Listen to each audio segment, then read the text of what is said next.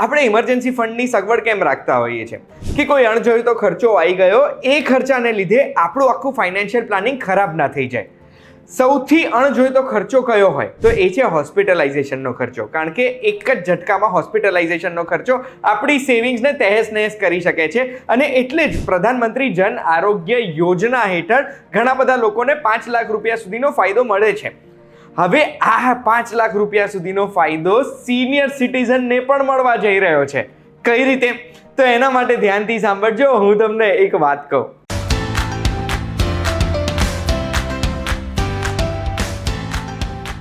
એક વાત કહું, આપનું સ્વાગત છે. મારું નામ છે ગુંજ ઠક્કર.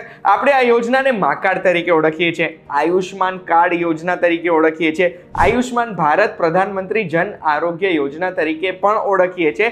જે યોજનામાં આપણી સોસાયટીના ઘણા બધા વર્ગોને, ઘણા બધા લોકોને એક મફતની હેલ્થ ઇન્સ્યોરન્સ મળે છે. જે યોજનામાં એમને ઘણા બધા ફાયદા મળે છે, જેની માહિતી તો કદાચ તમારા સુધી હશે. પણ આપણા પ્રધાનમંત્રીએ હમણાં એક લેટેસ્ટ જાહેરાત કરી છે 11મી સપ્ટેમ્બર 2024 ના દિવસે. જે જાહેરાતમાં એમણે આપણને જાણ કરી કે હવે આપણા દેશના 70 વર્ષથી વધુ ઉંમરના દરેક સિનિયર નાગરિકોને પણ આ યોજનાનો લાભ મળશે, એક જે પણ સોશિયો ઇકોનોમિક બેકગ્રાઉન્ડથી હોય. એનો મતલબ છે કે આપણા દેશના 70 વર્ષથી વધુ ઉંમરના કોઈ પણ સિનિયર સિટીઝન છે ને, તો એમને PM જન આરોગ્ય યોજનાનો લાભ મળશે.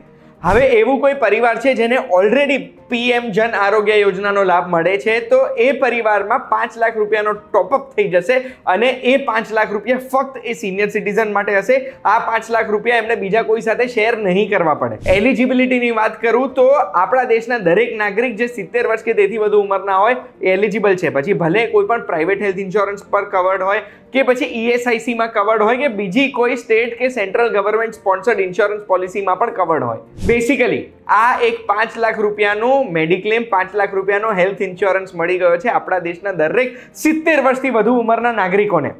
હવે હું તમને ટૂંકમાં પ્રધાનમંત્રી જન આરોગ્ય યોજનાની થોડી માહિતી આપવા માંગુ છું. આ પ્રધાનમંત્રી જન આરોગ્ય યોજના છે, એક હેલ્થ ઇન્સ્યોરન્સ સ્કીમ છે. જે સ્કીમ ઘણી બધી વસ્તુઓ કવર કરે છે. ટ્રીટમેન્ટ, સર્જરી, હોસ્પિટલાઇઝેશન, ડાયગ્નોસ્ટિક એટલે બધા જે રિપોર્ટો કરાવવાના હોય તે, સર્જરી પછીનું જે ધ્યાન રાખવાનું છે તે, અને દવાઓ.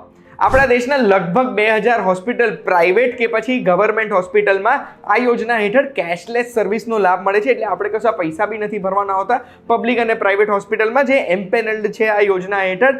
અને લગભગ 2000 જેટલા પ્રોસિજર્સ અને સર્જરીઝ કવર્ડ છે આ યોજના હેઠળ. રૂમના ચાર્જીસ, ICU ચાર્જીસ, આ બધું કવર્ડ છે. અને હોસ્પિટલાઇઝેશનના પહેલાના 3 દિવસ પહેલાના ખર્ચા, હોસ્પિટલાઇઝેશન પછી 15 દિવસ સુધીના ખર્ચા, કોઈ પણ પ્રોસિજર પહેલા અને પછી, આ બધું આ યોજના હેઠળ કવર્ડ છે. બેસિકલી આપણા ઘરમાં જો કોઈ પણ સિનિયર સિટીઝન છે જેમની ઉંમર 70 વર્ષ કે તેથી વધુની છે, તો આપણા નજીકના કોઈ પણ એક હેલ્થ સેન્ટરમાં જઈને એમનું PMJAY કાર્ડ આપણે કઢાવી દેવાનું છે, જેનાથી હોસ્પિટલમાં કોઈ પણ ખર્ચો આપણે ખિસ્સામાંથી કાઢવાનો નહીં રહે.